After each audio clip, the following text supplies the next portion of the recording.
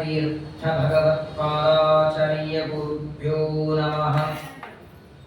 सृष्टिस्थित्यप्यनेहानिहति दृशितमो बन्धमोक्षाश्च यस्मात् अस्य श्री ब्रह्मरुद्र प्रभृति सुरनरद्वीषशत्रुवात्मकस्य विष्णोर्व्यस्ताः समस्ताः सकलगुणनिधिः सर्वदोषो व्यपेतः पूर्णानन्दाव्ययो गुरुरपि परमश्चिन्तयेतम् अहं तम् जन्माद्यस्य यतोऽन्वयादितरतश्चार्तेष्वभिज्ञस्वराट् तेने ब्रह्महृदाय आदिकवये मुह्यन्ति यं सूरयः तेजो वारिमृदां यथा विनिमयो यत्र त्रिसर्गो मृषा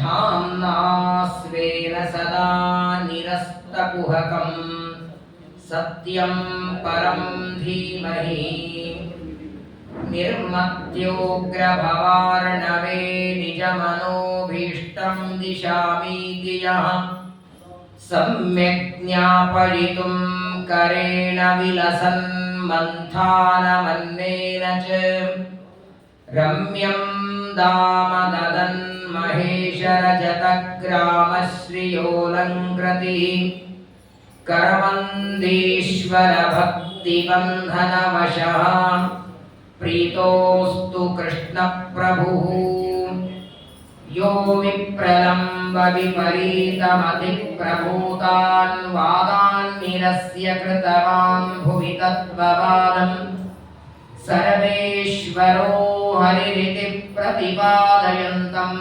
आनन्दतीर्थमुनिवर्यमहं नमामि।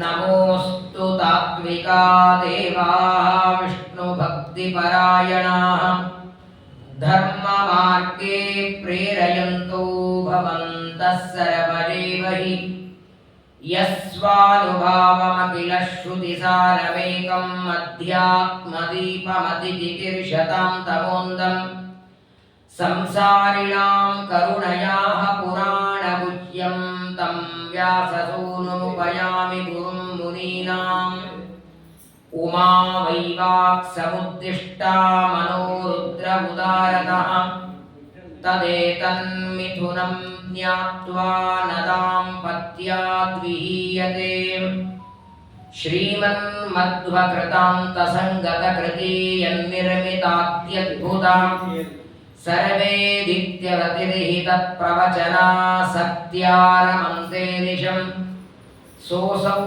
श्रीजयतीर्थपूज्यचरणः स्वग्रन्थशक्तिं पराम् अस्मिन् जन्मनि यावदायुरखिलान् विघ्नान् निवार्यादिशेत् श्रीमतो राघवेन्द्रस्य नमामि पदपङ्कजे कामिताशेषकल्याणललना कल्पपादकौ आपादमौलिपर्यन्तं गुरूणामाकृतिं स्मरेत् तेन विघ्नाः प्रणश्यन्ति सिद्ध्यन्ति च मनोरथाः। श्रीगुरुभ्यो नमः। राज उवाच मन्वन्तराणि सर्वाणि त्वयोक्तानि श्रुतानि मे वीर्याण्यनन्तवीर्यस्य हरेस्तत्र कृतानि च स्वस्त्यस्तु सताम् अशेषसन्मङ्गलानि भवन्तु श्लोकैकश्रवणपठनमात्रेण कथावक्तुश्च श्रोतॄणाम् निखिलकलिकतकल्मषापनूतनपटुतरे मोक्षाद्यखिलपुरुषार्थसाधनीभूते श्रीमद्भागवते महापुराणे नवमस्कन्धे अद्य कथा प्रारम्भः। हरिः ओम् हरिः ओम् हरिः ओम्। ಶ್ರೀ ಗುರುಭ್ಯೋ ನಮಃ. ವರಾಹದೇವರು ಹೆಂಡತಿಯಾದ ಭೂದೇವಿಗೆ ವರಾಹ ಪುರಾಣದಲ್ಲಿ ಉಪದೇಶ ಮಾಡುವಾಗ ಭೂದೇವಿ ಒಂದು ಪ್ರಶ್ನೆ ಕೇಳ್ತಾಳೆ ವರಾಹದೇವರಿಗೆ. 12 ತಿಂಗಳಲ್ಲಿ, ಚೈತ್ರ ಮಾಸದಿಂದ ಫಾಲ್ಗುಣ ಮಾಸದವರೆಗೆ 12 ತಿಂಗಳಲ್ಲಿ ನಿನಗೆ ಪ್ರೀತ್ಯಾಸ್ಪದ ಕಾಲ ಯಾವುದು ಅಂತ ಕೇಳುತ್ತಾರೆ. ನೀನು ಇಷ್ಟಪಡುವ ಕಾಲ ಯಾವುದು? ಅತೀ ಹೆಚ್ಚು ಎಲ್ಲ ಮಾಸಗಳು ನಿನಗೆ ಪ್ರಿಯನೇ, ಆದರೂ ಯಾವ ಮಾಸದಲ್ಲಿ ಹೆಚ್ಚು ಕಾರ್ಯ ಮಾಡಿದರೆ ನಿನಗೆ ಆನಂದ ಆಗುತ್ತೆ, ಅಂತಹ ನಿನ್ನ ಪ್ರೀತಿಯನ್ನ ಸಂಪಾದನೆ ಮಾಡುವುದಕ್ಕೆ ಯೋಗ್ಯ ಕಾಲ ಯಾವುದು ಅಂತ ಭೂದೇವಿ ಕೇಳಿದಾಗ ವರಾಹದೇವರು ಈ ಚಾತುರ್ಮಾಸ್ಯದ ಕಾಲ ಅಂತ ಹೇಳ್ತಾರೆ.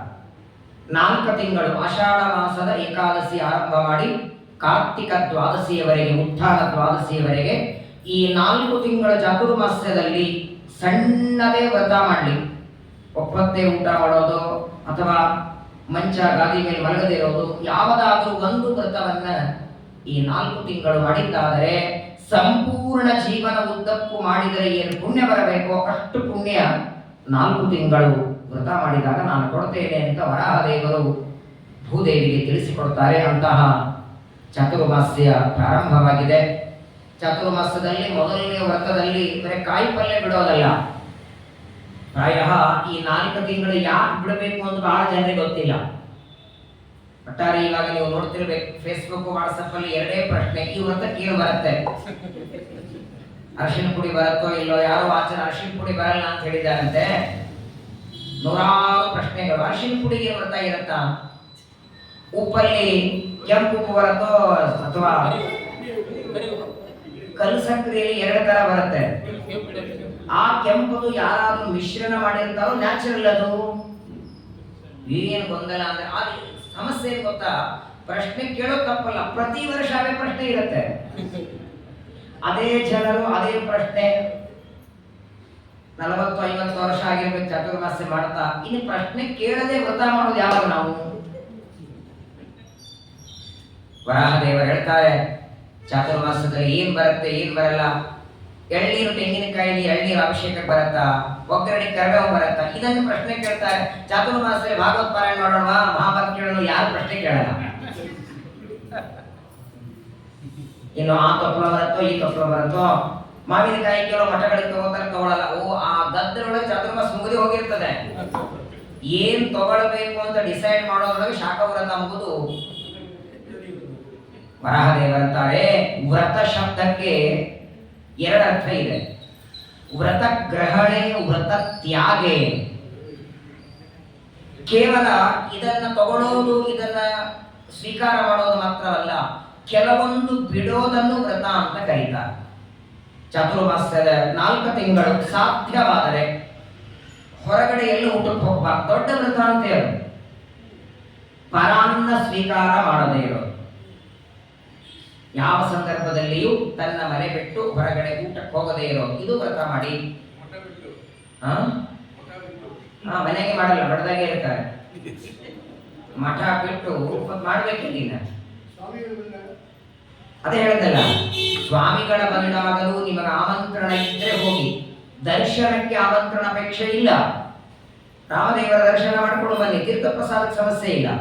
ಒಂದು ವೇಳೆ ತೀರ್ಥಪ್ರಸಾದ ಮಠದಲ್ಲಿ ನೀವು ಮಾಡಿಕೊಂಡ್ರೂ ಕೂಡ ನಿಮ್ಮ ವ್ರತ ಹೋಗಲ್ಲ, ಅದು ಪರಾನ್ನ ತಗೊಂಡಂಗಾಗಲ್ಲ. ಯಾಕಂತ ಕೇಳಿ, ಸ್ವಾಮಿಗಳೇ ಇರೋದೇ ಭಕ್ತರ ಉದ್ಧಾರಕ್ಕೆ, ಅವರಲ್ಲಿ ಹೋಗಿ ಪ್ರಸಾದ ತಗೊಂಡ್ರೆ ಪರಾನ್ನ ಆಗಲ್ಲ, ಅದು ಸ್ವಾಂಗನೇ ಆಯ್ತು. ಇನ್ನು ಅಲ್ಲಿ ಉಲ್ಟಾ ಹೋಗದೇ ಇರೋದು ಅಪರಾಧ ಅಂತಾರೆ. ಅದನ್ನು ಬಿಟ್ಟರೆ ಯಾವುದೇ ಮದುವೆ ಮುಂಜುವೆಗಳಿಗೆ ಹೋಗೋದಾಗಲಿ, ಲೌಕಿಕವಾದ ಕಾರ್ಯಗಳನ್ನ ಮಾಡದೇ ಇರೋದು, ಮನೆ ತಗೊಳ್ಳೋದು, ಹೊಸ ಮನೆ ಕಟ್ಟೋದು, ಅಥವಾ ಸಾಧ್ಯವಾದರೆ ಚಾತುರ್ಮಾಸದ 4 ತಿಂಗಳು ಮಂಚದ ಮೇಲೆ ಮಲಗದೇ ಇರೋದು, ಆದಷ್ಟು ಹೇಳ್ತಾರೆ. ವರಾಹ ಪುರಾಣದಲ್ಲಿ ಒಂದು ಲಿಸ್ಟೇ ಇದೆ. ಕೊನೆ ಪಕ್ಷ ಇದನ್ನ ಯಾವುದು ಮಾಡ್ಲಿಕ್ಕಾಗ್ಲಿಲ್ಲ ಅಂದ್ರೆ ಚಾತುರ್ಮಾಸದಲ್ಲಿ ಒಂದು ಮಾಡಿ, ಅವಕಾಶ ಇದ್ದಾಗ ಶ್ರೀಮದ್ ಭಾಗವತ ಶ್ರವಣ ಮಾಡಿ ಸಾಕು ಅಂತ ನಾವು ಕೊನೆಯಕ್ಕೆ ಬರ್ತೀವಿ. ಶ್ರೀಮದ್ ಭಾಗವತಂ ಶಾಸ್ತ್ರಂ ಕಲವು ಕೀರೇಣ ಭಾಷಿತಂ ಅಂತಹ ಆಷಾಢ ಮಾಸದ ಚಾತುರ್ಮಾಸ್ಯದ ವ್ರತ. ನಿನ್ನೆ ದಿವಸ ಗುರು ಪೂರ್ಣಿಮಾ. ಪ್ರಾಯಃ ಶ್ರಾವಣ ಮಾಸದ ಪೂರ್ಣಿಮೆಯನ್ನ ಅಥವಾ ಬೇರೆ ಮಾಸಗಳ ಪೂರ್ಣಿಮೆಯನ್ನ ಅಷ್ಟು ವೈಭವದಿಂದ ಆಚರಣೆ ಮಾಡಲ್ಲ. ನಿನ್ನೆ ದಿವಸ ನೀವು ನೋಡಿರಬಹುದು, ಯಾವ ಯಾವ ಮಠಗಳನ್ನ ನೋಡಿ, ಜನಸಾಗರ. ಮಂತ್ರಾಲಯದಲ್ಲಂತೂ ನೋಡಿರಬಹುದು ಟಿವಿಯಲ್ಲಿ. ವಿಶೇಷವಾಗಿ ಗುರು ಪೂರ್ಣಿಮಾ ಜಗತ್ತಿನೊಳಗೆ ದೊಡ್ಡ ಕೊಡುಗೆ ಕೊಡುವ ವ್ಯಕ್ತಿ ಅಂದ್ರೆ ಗುರುಗಳು. ಒಬ್ಬ ಅಡಿಗೆಯವನನ್ನ ಕರೆದು 50 ಜನರಿಗೆ ಅಡಿಗೆ ಮಾಡು ಅಂತ ಹೇಳಿದರೆ ಅಡಿಗೆ ಮಾಡಿದ್ದಕ್ಕೆ ಅವನಿಗೇನೋ ಸಂಭಾವನೆ ಕೊಟ್ಟು ಕಳಿಸಬಹುದು. ಚಪ್ಪಲಿ ಹೊಂದದಕ್ಕೆ ಸಂಭಾವನೆ ಕೊಡಬಹುದು, ಪಾತ್ರೆ ತೊಳೆದಕ್ಕೆ ಸಂಭಾವನೆ ಕೊಡಬಹುದು. ಆದರೆ ಜ್ಞಾನ ಕೊಟ್ಟ ಗುರುಗಳಿಗೆ, ಗ್ರಂಥಗಳನ್ನು ಬರೆದು ಕೊಟ್ಟ ಗುರುಗಳಿಗೆ ಸಂಭಾವನೆ ಕೊಡುವ ಮಾತ್ರದಿಂದ ಅವರ ಋಣ ತೀರೋದಿಲ್ಲ. ಕಾರಣ ಏನು ಅಂದ್ರೆ, ಯಾವುದೇ ದಾನದ ವಸ್ತು ಈ ಶರೀರ ಇರೋವರೆಗೆ ಬಳಸ್ತೀರಿ. ಯಾವ ಭೂದಾನ ಕೊಟ್ರೆ ಆ ಭೂಮಿಯಲ್ಲಿ ಈ ಶರೀರ ಇರೋವರೆಗೆ, ಬಟ್ಟೆ ಪಂಚಪಾತ್ರೆ ಧೋತ್ರ ಕೊಟ್ರೆ 2 ತಿಂಗಳು 3 ತಿಂಗಳು 6 ತಿಂಗಳು. ಅದೇ ಜ್ಞಾನಿಗಳು ಕೊಟ್ಟ ಗ್ರಂಥವೋ ಉಪದೇಶವೋ ಪಾಠವೋ ಪ್ರವಚನವೋ ಜನ್ಮ ಜನ್ಮಗಳಿಗೂ, ಇದರ ಮುಂದೆ ಇನ್ನೆಷ್ಟು ಜನ್ಮಗಳ ಬಂದರೂ ಜೊತೆಗೆ ಬರುವಂತಹ ಒಂದು ದೊಡ್ಡ ಸಂಪತ್ತು ಜ್ಞಾನ. ಅದನ್ನು ಕೊಟ್ಟಂತಹ ಗುರುಗಳನ್ನ ಈ ಗುರು ಪೂರ್ಣಿಮಾ ಪರ್ವಕಾಲದಲ್ಲಿ ನಾವೆಲ್ಲರೂ ದಿವಸ ಆದಿಗುರು, ಮೂಲ ಗುರು, ಎಲ್ಲ ಗುರುಗಳು, ಎಲ್ಲಿಂದ ವೇದವ್ಯಾಸ ದೇವರನ್ನ ಆರಂಭ ಮಾಡಿ ಶ್ರೀಮದ್ ಆಚಾರ್ಯರನ್ನ ಆರಂಭ ಮಾಡಿ ಎಲ್ಲ ಗುರುಗಳನ್ನ, ಬರೀ ಗುರು ಪೂರ್ಣಿಮಾ ಒಂದು ದಿವಸ ಅಲ್ಲ, ಮತ್ತೆ ಸ್ಮೃತ್ವಾ ಗುರುನ್ ಆದಿಗುರುನ್ ಮೂಲ ಗುರು ತಥಾ ದೇವತಾಂ ವಾಸುದೇವಂಚ ವಿದ್ಯಾಭ್ಯಾಸೇನ ಶುದ್ಧಿವ.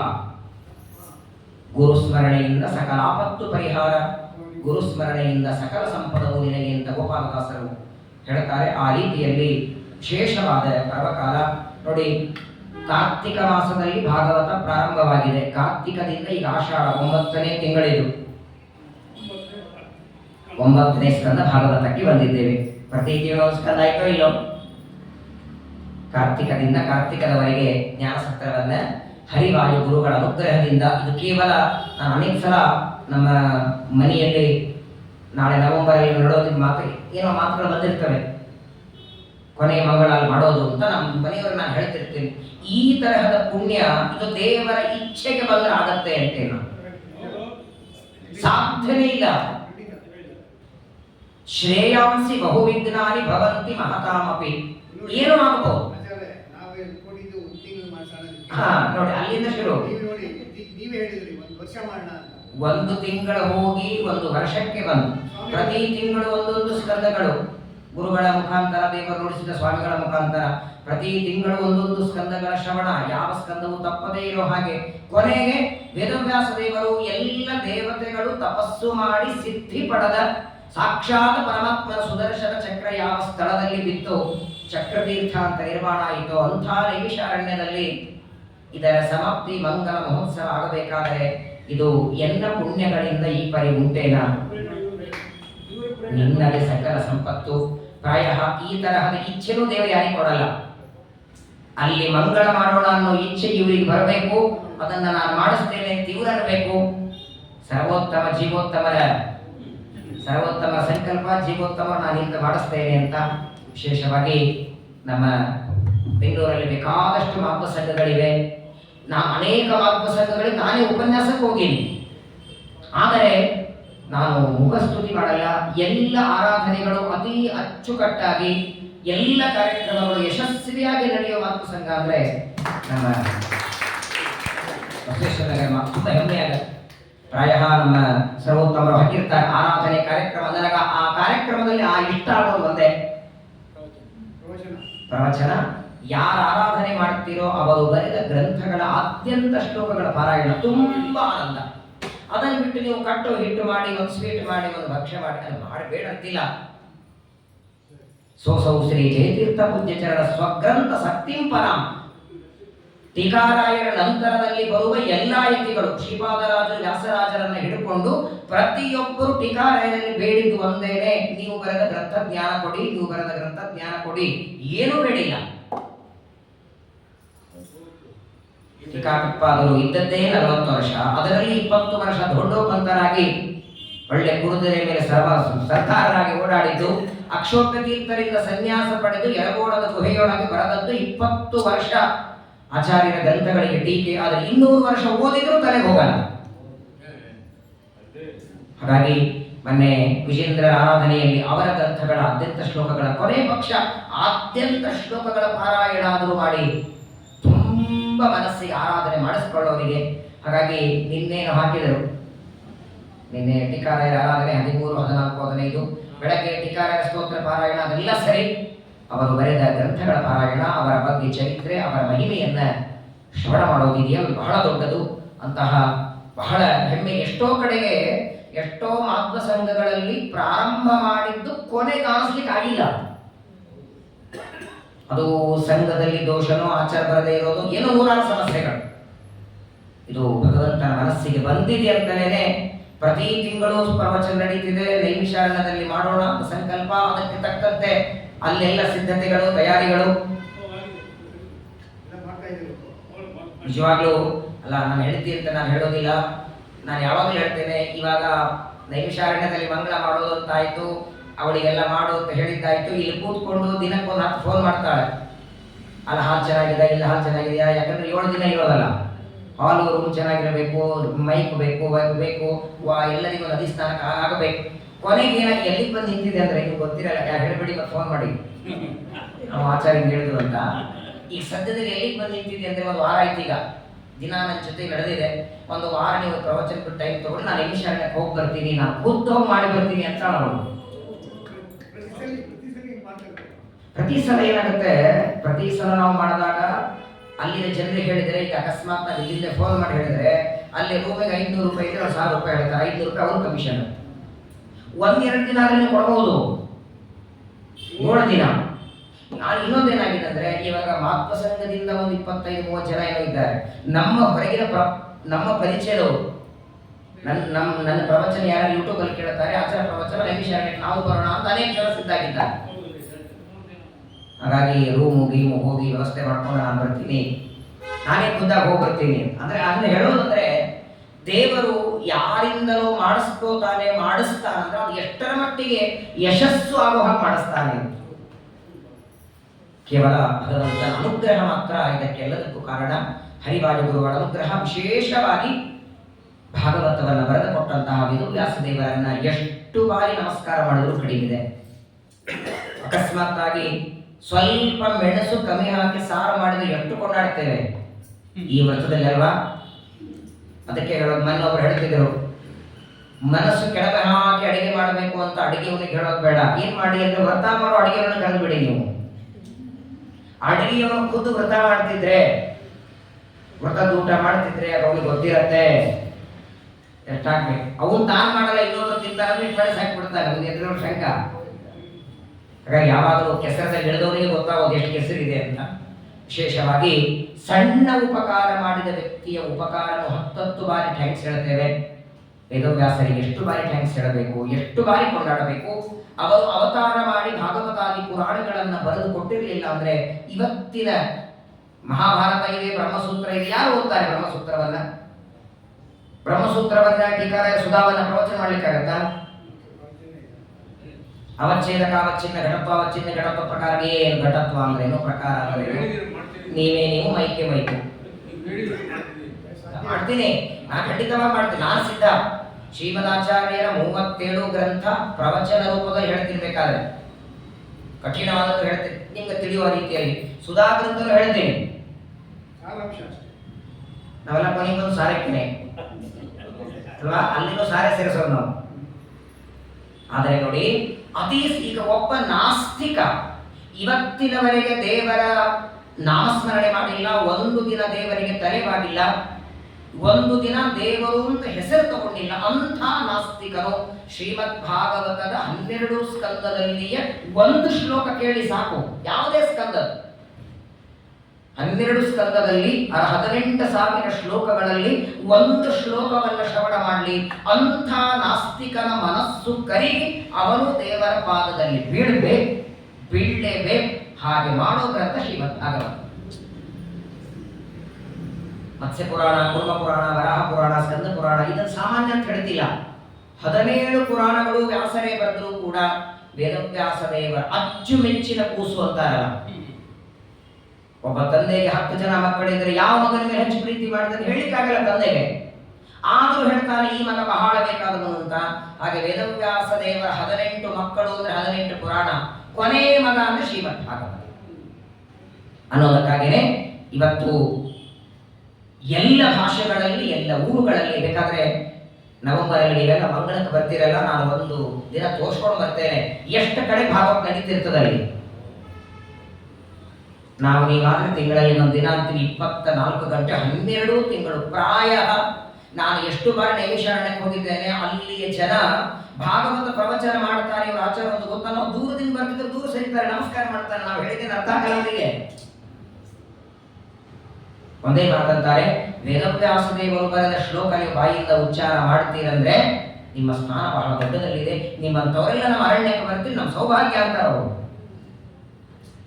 ಹಾಗಾಗಿ ಎಲ್ಲ ಕ್ಷೇತ್ರಗಳಲ್ಲಿ, ಹರಿದ್ವಾರದಲ್ಲಿ, ಶುಕಸ್ಥಳದಲ್ಲಿ, ಬದರಿಯೊಳಗಂತೂ ಅಂತ ಚಳಿಯೊಳಗೂ 6 ತಿಂಗಳು ಇರೋದು. ಬದರಿ ಓಪನ್ ಆಗಿ 6 ತಿಂಗಳಂತೂ ಬಂದಿರುತ್ತೆ. ಆ ಇರುವ 6 ತಿಂಗಳು ನೀವು ಯಾವತ್ತಾದ್ರೂ ಒಂದು ವಾರ ಭಾಗವತ ಮಾಡ್ತೇನೆ ಅಂತ ಬದರಿಯಲ್ಲಿ ಹುಡುಕಿ ಎಲ್ಲೂ ಕಲೆ ಇಲ್ಲ ಅಂತಾರೆ. ಹೇಳೋ ತಾತ್ಪರ್ಯ, ಇವತ್ತು ಜಗತ್ತಿನ ಮೂಲೆ ಮೂಲೆಗಳಲ್ಲಿ, ಎಲ್ಲ ಭಾಷೆಗಳಲ್ಲಿ ಎಲ್ಲರೂ ಕೇಳುವ, ಎಲ್ಲರೂ ಪ್ರವಚನ ಮಾಡುವ ಗ್ರಂಥ. ವ್ಯತ್ಯಾಸ ಇರುತ್ತೆ. ಎಲ್ಲರೂ ಶ್ರೀಮದಾಚಾರ್ಯ ತಾತ್ಪರ್ಯ ಇಟ್ಕೊಂಡು ಹೇಳಲ್ಲ, ಶ್ರೀಮದಾಚಾರ್ಯರ ತಾತ್ಪರ್ಯ ಇಟ್ಕೊಂಡಿಲ್ಲ. ಆದರೂ ಭಾಗವತದ ಪಾರಾಯಣ, ಭಾಗವತದ ಪ್ರವಚನ.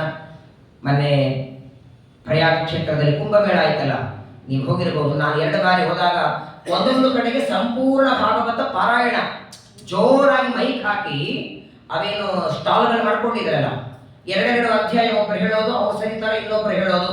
18,000 ಶ್ಲೋಕ ಒಂದು 3 ದಿನದಲ್ಲಿ ಮಂಗಳ, ಮತ್ತು 4ನೇ ದಿನ ಮತ್ತು ಜನ್ಮಾದೇಶ ಶುರು. ಸಂಪೂರ್ಣ ಆ ಕುಂಭಮೇಳ ಮುಗಿಯೋದ್ರೊಳಗೆ ಒಂದು 10 ಸಲ ಪಾರಾಯಣ ಮಾಡಿದ್ದಾರೆ. ಕೇಳಿಸೋ ಹಾಗೆ. ನಾನು ಅಷ್ಟು ಓಡಾಡೋದ್ರೊಳಗೆ ಒಂದು 4 ಸಲ ನಾನು ಅವ್ರ ಜೊತೆ ಹೇಳ್ತಾ ಹೋಗ್ತಿದ್ದೆ. ಭಾಗವತ ಪಾರಾಯಣ, ಭಾಗವತ ಪ್ರವಚನ. ನೋಡಿ, ಒಂದು ಮಾತಾಡ್ತಾರೆ ಪದ್ಮಪುರಾಣದಲ್ಲಿ ವೇದವ್ಯಾಸದೇವರು, ಯಾವ ವ್ಯಕ್ತಿಯ ಬಾಯಿಯಲ್ಲಿ ಬೆಳಗ್ಗೆ ಸ್ನಾನ ಮಾಡಿದ ತಕ್ಷಣ ಭಾಗವತ ಅಂತ ಹೆಸರು ಬಂದರೂ ಸಾಕಂತೆ. ಭಾಗವತ ಪುಸ್ತಕ ಕೈಯಲ್ಲಿ ಬೇಡ, ಭಾಗವತ ಪ್ರವಚನಕ್ಕೆ ಹೋಗೋದು ಬೇಡ, ಶ್ರೀಮದ್ ಭಾಗವತ ಅಂತ ಬಾಯಿಯ ಹೆಸರು, ಗ್ರಂಥದ ಹೆಸರು ಬಾಯಿಯೊಳಗೆ ಬಂದ್ರೂ ಗಂಗಾದಿ ಎಲ್ಲ ನದಿಗಳಲ್ಲಿ ಸ್ನಾನ ಮಾಡಿದ ಪುಣ್ಯ ಕೂತಲ್ಲಿ ಆ ವ್ಯಕ್ತಿ ಗ್ರಂಥದ ಹೆಸರು ತಗೊಂಡಾಗ ಪಡಿತಾನೆ. ಇಂತಹ ದಿವ್ಯವಾದ ವೇದವ್ಯಾಸ ದೇವರ ಪರಮ ಪ್ರೀತ್ಯಾಸ್ಪದವಾದ ಗ್ರಂಥ. ನಾನು ಇದಕ್ಕೂ ಮೊದಲು ಹೇಳೀನಿ, 18 ಪುರಾಣಗಳಲ್ಲಿ ಶ್ರೀಮದಾಚಾರ್ಯರು ವ್ಯಾಖ್ಯಾನ ಮಾಡಿದ್ದು ಭಾಗವತಕ್ಕೆ ಮಾತ್ರ. ಪದ್ಮಪುರಾಣಕ್ಕೆ ಆಚಾರ್ಯ ವ್ಯಾಖ್ಯಾನ ಇದೆಯಾ? ಸ್ಕಂದ ಪುರಾಣಕ್ಕಿದೆಯಾ? ಅಲ್ಲೇನಾದ್ರೂ ಕಥೆಗಳು ಬಂದ್ರೆ ಇಲ್ಲಿಂದಲ್ಲಿ ಲಿಂಕ್ ಸೇರಿಸ್ತಾರೆ.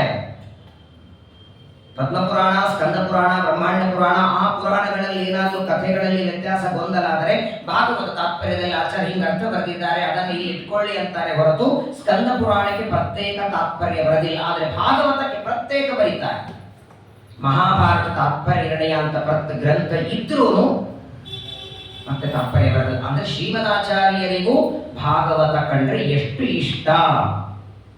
ವೇದವ್ಯಾಸ ದೇವರಿಗೆ ಮಾತ್ರವಲ್ಲ, ವೇದವ್ಯಾಸರಿಗೆ, ಶ್ರೀಮದ್ ಆನಂದ ತೀರ್ಥ ಭಗವತ್ಪಾದಾಚಾರ್ಯರಿಗೆ ಪ್ರೀತ್ಯಾಸ್ಪದವಾದ ಗ್ರಂಥ. ಆದರೆ ಟೀಕಾಕೃತ್ಪದಲ್ಲಿ ಅದನ್ನು ಮುಟ್ಟಲಿಲ್ಲ.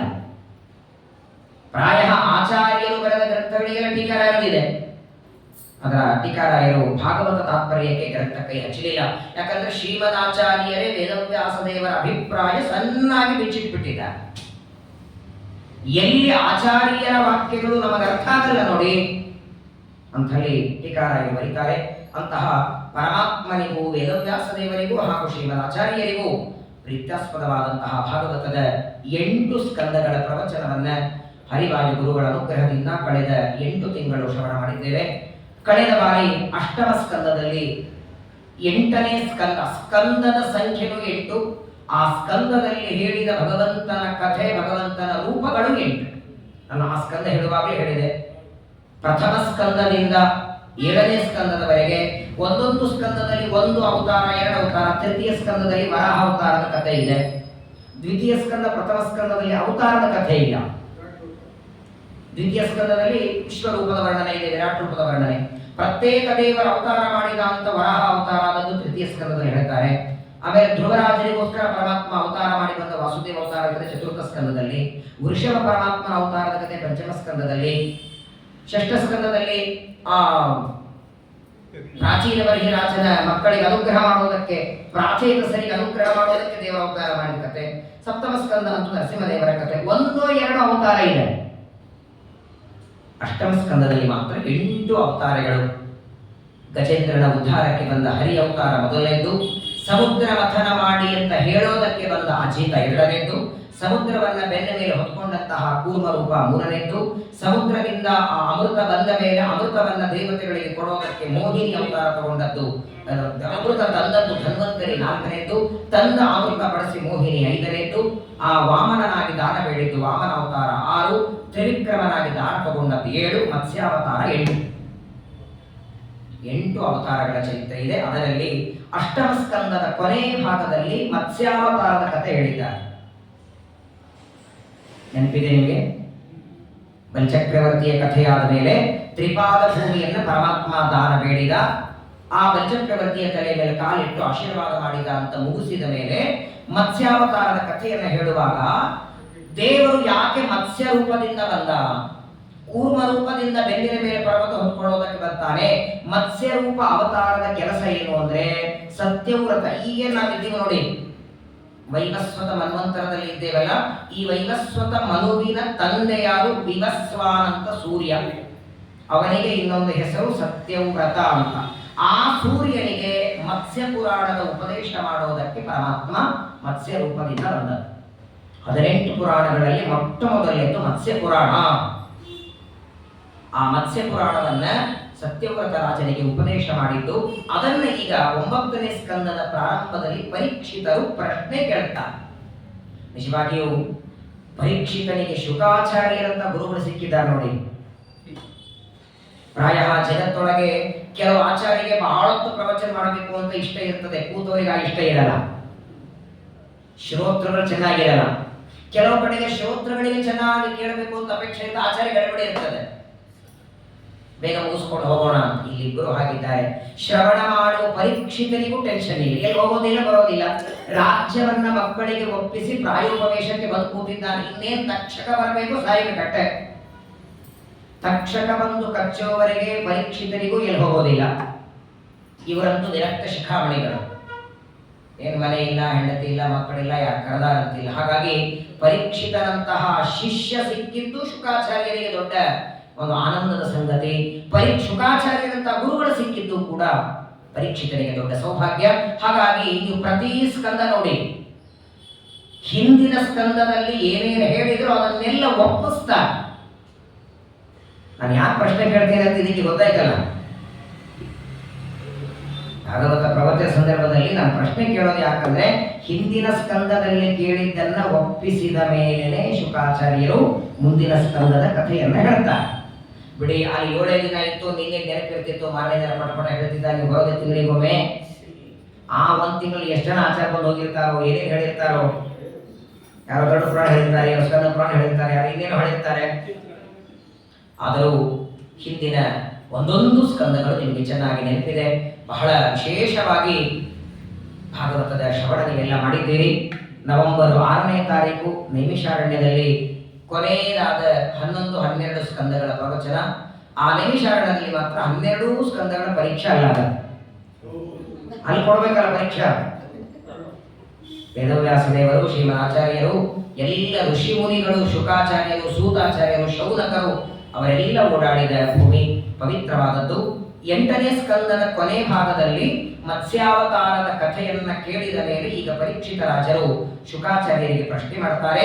ಯೋಸೌ ಸತ್ಯವ್ರತೋ ನಾಮ ರಾಜರ್ಷಿರ್ದ್ರವಿಡೇಶ್ವರ ಜ್ಞಾನಂ ಯೋತೀತ ಕಲ್ಪಾಂತೆ ಲೇಭೆ ಪುರುಷ ಸೇವಯ. ನೋಡಿ, ಈಗ ವೇದವ್ಯಾಸ ರೂಪದಿಂದ ದೇವರ ಅವತಾರ ಮಾಡಿ ಭಾಗವತ ಪುರಾಣ ಬರೆದದ್ದು ಬರೆಸಿದ್ದು, ಹಯಗ್ರೀವ ರೂಪದಿಂದ ವೇದಗಳನ್ನು ಬ್ರಹ್ಮದೇವರಿಗೆ ಉಪದೇಶ ಮಾಡಿ, ಈಗ ಪಾಠವನ್ನ ಪ್ರವಚನ ಹೇಳಬೇಕಾದರೆ ಒಂದು ಪೀಠದ ಮೇಲೆ ಕೂತಿರ್ಬೇಕು. ಪ್ರವಚನ ಮಾಡೋ ವ್ಯಕ್ತಿ ಪೀಠದ ಮೇಲೆ ಕೂತಿರ್ಬೇಕು, ಕುರ್ಚಿ ಮೇಲೆ ಕೂತಿರ್ಬೇಕು. ಮಲ್ಕೊಂಡು ಪ್ರವಚನ ಮಾಡಿ ಬರತ್ತಾ? ಆಚಾರ್ಯ ನಮಗೆ ನಾಳೆ ಸುಧಾ ಪಾಠ ಹೇಳಬೇಕು, ನಾಳೆ ನಾನು ಮಲ್ಕೆಡಕ್ಕೆ ಹೋಗ್ತಿದ್ದೀನಿ, ಮಲ್ಕೆಡದ ಅಲ್ಲೇ ಟೈಮ್ ಸಿಗುತ್ತೆ ಆಚಾರ್ಯ ಮಲ್ಕೆಡಲ್ಲಿ. ಅಯ್ಯೋ ಕಾಗೆ ನಾ ಸ್ನಾನಕ್ಕೆ ಹೋಗಿರ್ತೀನಲ್ಲ, ಸ್ನಾನಕ್ಕೆ ಹೋದಾಗ ಬಂದ್ರೆ ಅಲ್ಲೇ ನದಿಯಾಗಿ ಶುರು ಮಾಡ್ತೀನಿ ಅಂದ್ರೆ, ನದಿಯಲ್ಲಿ ಸ್ನಾನ ಮಾಡ್ತಾ ಇರುವಾಗ ನಾನು ಪಾಠ ಹೇಳ್ತೀನಿ ಅಂದ್ರೆ ಹೋಗ್ತೀರಾ? ನೋಡಿ, ಪ್ರವಚನ ಅಂದ್ರೆ ಅದಕ್ಕೆ ಅಂತ ಟೈಮ್ ಇರಬೇಕು. ಶ್ರೀಕೃಷ್ಣ ಪರಮಾತ್ಮ ಭಗವದ್ಗೀತೆ ಉಪದೇಶ ಮಾಡಿದ್ದು ಅದು ಪ್ರವಚನ ಟೈಮ್ ಅಲ್ಲ. ಅಲ್ಲೆಲ್ಲರೂ ಎದಕ್ಕೆ ಬಂದಿದ್ರು? ಅಲ್ವಾ? ಯಾವ ಕೆಲಸಕ್ಕೆ ಹೋಗಿದ್ರೆ ಆ ಕೆಲಸ ಮಾಡಬೇಕ. 12:30 ಗಂಟೆ ಊಟಕ್ಕೆ ಹೋದಾಗ ಯಾವ ಪ್ರವಚನ ಹೇಳ್ತೀವಿ ಅಂದ್ರೆ, ಅಯ್ಯೋ ಬಂದಿದ್ದು ಊಟಕ್ಕೆ ನೀವು ಆಮೇಲೆ ಮಾಡಿ. ಪ್ರವಚನ ಟೈಮಲ್ಲಿ ಪ್ರವಚನ, ಊಟ ಟೈಮಲ್ಲಿ ಊಟ, ಅಲ್ಲಿ ಬಂದದ್ದು ಯುದ್ಧಕ್ಕೆ ಅದು ಪ್ರವಚನ. ಅಲ್ಲೇ ಮೈಕ್ ಇಲ್ಲ, ಏನಿಲ್ಲ. ಭೀಷ್ಮಾಚಾರ್ಯರು ಧರ್ಮರಾಜನಿಗೆ ಉಪದೇಶ ಮಾಡುವಾಗ ಸ್ಟೇಜ್ ಇಲ್ಲ, ಮೈಕ್ ಇಲ್ಲ, ಮೈ ತುಂಬ ಬಾಣ ಹೊಡೆಸ್ಕೊಂಡಿದ್ದಾರೆ. ಮೈ ತುಂಬ ಗಾಯ ಆದ್ರೆ ಐಸೊಳಗೆ ಇರ್ತಾರೆ, ಪ್ರವಚನ ಮಾಡ್ತಾರೆ. ಏನ್ರಿ ನಮ್ಮಲ್ಲಿ ಅಂಥ ಜ್ಞಾನಿಗಳಾಗಿ ಹೋಗಿದ್ದಾರೆ ನೋಡಿ. ತಲೆಯಿಂದ ಕಾಲವರೆಗೆ ಬಾಣ ಹೊಡೆಸ್ಕೊಂಡು ನಾನು ಐಸಿ ಒಳಗೆ ಇರ್ತೀನಲ್ಲಿಲ್ಲ, ಆದರೂ ಉಪದೇಶ ಮಾಡ್ತಾರೆ. ಆದರೆ ಇಲ್ಲಿ ನೋಡಿ, ಮತ್ಸ್ಯ ರೂಪದಿಂದ ಪರಮಾತ್ಮ ಉಪದೇಶ ಮಾಡಿದ ಎಲ್ಲಿ? ಯಾವುದೋ ದೇವಸ್ಥಾನದಲ್ಲನೋ ಪೀಠ ಹಾಕೊಂಡನೋ, ಪ್ರಳಯ ಕಾಲದ ನೀರಿನೊಳಗೆ. ಈ ಸತ್ಯವ್ರತ ರಾಜ ಇವತ್ತೇನು ವೈವಸ್ವತ ಮನ್ವಂತರದಲ್ಲಿದ್ದೇವೆ, ವೈವಸ್ವತ ಮನುವಿನ ತಂದೆ ವಿವಸ್ವಾನ್ ಅಂತ ಅವನ ಹೆಸರು. ಅವನಿಗೆ ಶ್ರಾದ್ದ ದೇವ ಅಂತ ಹೆಸರು, ಸತ್ಯವ್ರತ ಅಂತ ಕರೀತಾರೆ. ಈ ಸತ್ಯವ್ರತ ರಾಜ ಸ್ನಾನಕ್ಕೆ ಹೋಗಿರ್ತಾನೆ. ಸ್ನಾನ ಮಾಡಿ ಸಂಧ್ಯಾವಂದನ ಮಾಡುವಾಗ ಅರ್ಘ್ಯ ಕೊಡಬೇಕು ಅಂತ ನೀರು ತಗೊಳ್ತಾನೆ. ಬೊಗಸಿಯೊಳಗೆ ಒಂದು ಸಣ್ಣ ಮೀನು ಬರ್ತದೆ. ಮೀನು ಬಂದ ನೀರು ಅರ್ಘ್ಯ ಕೊಡಬಾರದು, ಇದು ನಿಷಿದ್ಧ. ಇದೇನಿದು ಪ್ರಾಣಿ ಬಂತಲ್ಲ ಅಂತ ಚೆಲ್ಲಬೇಕಂತಾನೆ. ಆ ಮೀನು ಮಾತಾಡ್ತದೆ, ನನ್ನನ್ನ ಸಮುದ್ರದಲ್ಲಿ ಎಸಿಬೇಡ, ನೀನು ಕೈಗೆ ಬಂದಿದ್ದೇನೆ, ಎಸಿಬೇಡ ನನ್ನ. ಕ್ರೂರ ಪ್ರಾಣಿಗಳೆಲ್ಲ ತಿಂದು ಹಾಕತ್ತೆ ಅಂತ ಕ್ಷಣ. ಹಾಗಾದ್ರೆ ಏನ್ ಮಾಡ್ಲಿ ಅಂತ ಇವನು ಇನ್ನು ವಿಚಾರ ಮಾಡುವಾಗ ಮೀನು ಹೇಳ್ತದೆ, ನೀನು ಕಮಂಡಲ ತಂದಿದ್ಯಲ್ಲ ಅದರಲ್ಲಿ ತುಂಬಿಕೊಂಡು ಮನೆಗೆ ತಗೊಂಡು ಹೋಗು. ಸರಿ ಅಂತ ಆ ಮೀನನ್ನ, ಆ ನೀರನ್ನ ಕಮಂಡಲ ತುಂಬಿಕೊಂಡ, ಬೇರೆ ನೀರು ತಗೊಂಡ, ಅಡ್ಗೆ ಕೊಟ್ಟ. ಮನೆಗೆ ಬರೋದ್ರೊಳಗೆ ಆ ಕಮಂಡಲ ಪೂರ್ಣ ತುಂಬಿದೆ. ಮೀನು ಹೇಳ್ತದೆ, ಇಲ್ಲಿ ನನಗೆ ಸ್ಥಳ ಸಾಲ್ತಾ ಇಲ್ಲ, ಸ್ವಲ್ಪ ದೊಡ್ಡ ಸ್ಥಳದಲ್ಲಿ ಇಡು. ಸರಿ ಅಂತ ದೊಡ್ಡ ಪಾತ್ರೆಯಲ್ಲಿ ನೀರು ಹಾಕಿ ಅಲ್ಲಿ ಬಿಟ್ಟ ಕ್ಷಣ ತುಂಬಿ ಹೋಯ್ತು. ಇಲ್ಲೂ ನನಗೆ ಸ್ಥಳ ಸಾಲದ, ಜೋಳದಲ್ಲಿ ಹಾಕು. ಸರಿ ಅಂತ ಅದಕ್ಕಿಂತ ದೊಡ್ಡದಲ್ಲಿ ಹಾಕಿದ, ಬಾವಿಯಲ್ಲಿ ಹಾಕಿದ, ಸರೋವರ. ಅದಾದ ಮೇಲೆ ಕೆರೆಯಲ್ಲಿ, ಕೆರೆ ಆದ್ಮೇಲೆ ನದಿ. ಅದು ಹೆಂಗಿತ್ತಂದ್ರೆ ಆ ಮೀನು ಕೆಳಗೆ ಬಿಟ್ಟ ದೊಡ್ಡದಾಗಬೇಕು, ಮುಟ್ಟಿದ್ರೆ ಸಣ್ಣದಾಗಬೇಕು. ವಿಚಿತ್ರವಾದ ಮೀನು ಎಲ್ಲಿ ಬಿಡ್ತಾನೆ ದೊಡ್ಡದಾಗತ್ತೆ. ಇಲ್ಲಿ ಜಾಗ ಸಾಲ್ತಿಲ್ಲ. ಕೊನೆಗೆ ಸರೋವರ ಆಯ್ತು, ಬಾವಿ ಆಯ್ತು, ಕೆರೆ ಆಯ್ತು, ನದಿಗಳಾಯ್ತು, ಉಳಿದ ಸಮುದ್ರ. ಅದಕ್ಕಿಂತ ದೊಡ್ಡದಿಲ್ಲ. ಸರಿ ಅಂತ ಮತ್ತೆ ಸಮುದ್ರಕ್ಕೆ ತಂದು ಎಸಿಬೇಕಾದಾಗ ಆಗ ಮೀನಂತದೆ, ಅಲ್ಲಯ್ಯ ನಿನ್ನ ಕೈಗೆ ಬಂದ ದಿನದಿಂದ ನಾನು ಮಾತಾಡ್ತಾನೆ ಇದ್ದೇನೆ, ನಾನು ಮಾತಾಡೋ ಮೀನು ನಾನು ಯಾರು ಅಂತ ಕೇಳಿಲ್ಲಲ್ಲ ನೀನು. ಪ್ರಪಂಚದೊಳಗೆ ಮನುಷ್ಯರಿಗೆ ಚೆನ್ನಾಗಿ ಮಾತಾಡಿ ಬರಲ್ಲ, ಮನುಷ್ಯರ ಮಾತಿನಲ್ಲಿ ಮಾತಾಡುತ್ತಿದ್ದೇನೆ, ಕುತೂಹಲ ಆಗಲಿಲ್ಲ ನಿನಗೆ? ಇನ್ನೊಬ್ಬರಾಗಿದ್ರೆ ಮಾತಾಡೋ ಮೀನು ಸಿಕ್ಕಿದೆ ಅಂತ ಇಟ್ಕೊಂಡು ಏನೇನೋ ಮಾಡೋರು.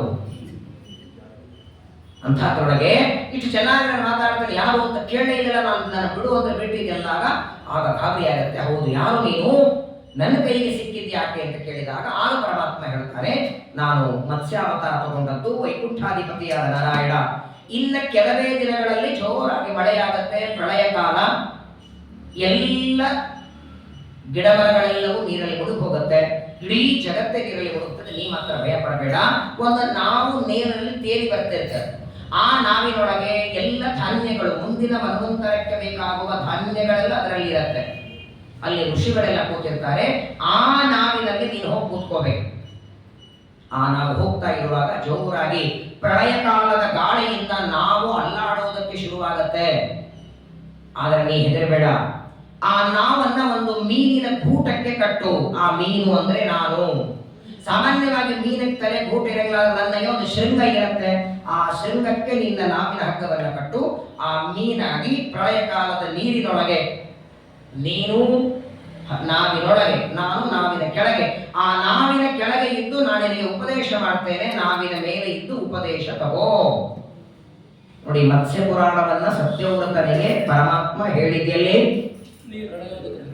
ಆಗ ನಮ್ಮನ್ನು ನಾವಿನ ಬೆಳಕು ಕೂರಿಸಿ ಕೆಳಗೆ ಎದುರಿ ಕೂತ್ರೇನೆ ನಿದ್ದೆ ಮಾಡ್ತಾರೆ. ಮ್ಯಾಲ್ ಕೊಡ್ರಿ, ಕೆಳಗೆ ಪ್ರವಚನ ಮಾಡ್ತೀನಿ ಅಂದ್ರೆ ಎಷ್ಟು ವಿಶ್ವಾಸ ನೋಡಿ ಪರಮಾತ್ಮನಿಗೆ. ಹಾಗಾಗಿ ಸತ್ಯವ್ರತ ರಾಜನನ್ನು ಎದುರುಗಡೆ ಕುರ್ಚಿ ಹಾಕೊಂಡು ಕೂರಿಸ್ಕೊಂಡು ಉಪದೇಶ ಮಾಡಿದ್ದಲ್ಲ. ಪ್ರಳಯ ಕಾಲದ ನೀರು, ಭಯಾನಕವಾದ ನೀರು. ಅಂಥ ನೀರಿನಲ್ಲಿ ನಾವಿನಲ್ಲಿ ಹೋಗುವಾಗ ಅವನಿಗೆ ಈ ಮನ್ವಂತರಕ್ಕೆ ಬೇಕಾಗುವ ಎಲ್ಲ ಜ್ಞಾನ ಉಪದೇಶ ಮಾಡಿ. ಇದನ್ನ 8ನೇ ಸ್ಕಂದದ ಕೊನೆಯಲ್ಲೇನೆ ಶುಕಾಚಾರ್ಯ ಹೇಳಿದ್ದಾರೆ. ಅದನ್ನು ನೆನೆಸ್ಕೊಳ್ತಾನೆ ಪರೀಕ್ಷಿತ ಸ್ವಾಮಿ. ಈಗಾಗಲೇ ಮತ್ಸ್ಯರೂಪಿಯಾದ ಪರಮಾತ್ಮ ಯಾವ ಸತ್ಯವ್ರತ ರಾಜನಿಗೆ ಮತ್ಸ್ಯ ಪುರಾಣದ ಉಪದೇಶವನ್ನ ಮಾಡಿದಿರಿ ಅಂತ ಹೇಳಿದ್ರಲ್ಲ, ಆ ಸತ್ಯವ್ರತ ರಾಜನ ಅರ್ಥಾತ್ ಅವನಿಗೆ ವಿವಸ್ವಾನ್ ಅಂತ ಕರೀತಾರೆ. ಅವನ ಮಗನೇ ವೈವಸ್ವತ ಮನು. ಅವನ ಹೆಸರಿನಿಂದ ಮನ್ವಂತರ ನಡೀತಾ ಇದೆ. ಈಗಾಗಲೇ ಎಲ್ಲ ಮನ್ವಂತರ ಕಥೆ ಹೇಳಿರಿ. ಪ್ರಥಮ ತೃತೀಯ ಸ್ಕಂದದಲ್ಲಿ ಸ್ವಯಂಭೂ ಮನ್ವಂತರ ಕಥೆ ಆಯಿತು. ಅನಂತರ ಸ್ವಾಲೋಚಿಷ, ಉತ್ತಮ, ತಾಪಸ ಎಲ್ಲ ಅವರ ತಂದೆ ಯಾರು, ತಾಯಿ ಯಾರು, 3 ಜನ ಮನ್ವಂತರ ಕಥೆ ಎಲ್ಲ ನೀವು ವಿಸ್ತಾರ ಕೇಳಿದ್ದೀರಿ. ಪರಮಾತ್ಮ ತಾಪಸ ಮನ್ವಂತರದಲ್ಲಿ ಗಜೇಂದ್ರ ಮೋಕ್ಷ ಮಾಡಿದ್ದು, ಆಮೇಲೆ ಚಾಕ್ಷುಷ ಮನ್ವಂತರದಲ್ಲಿ ಸಮುದ್ರ ಮಥನ, 6 ಮನ್ವಂತರದ ಕಥೆಯನ್ನ ಕೇಳಿದ ಪರೀಕ್ಷಿತ ಈಗ ಸದ್ಯದಲ್ಲಿ ಏನು ವೈವಸ್ವತ ಮನ್ವಂತರ ನಡೆದಿದೆ ಇದರ ಬಗ್ಗೆ ಕೇಳೋದಕ್ಕೆ ಅಪೇಕ್ಷೆ ಪಡ್ತಾನೆ.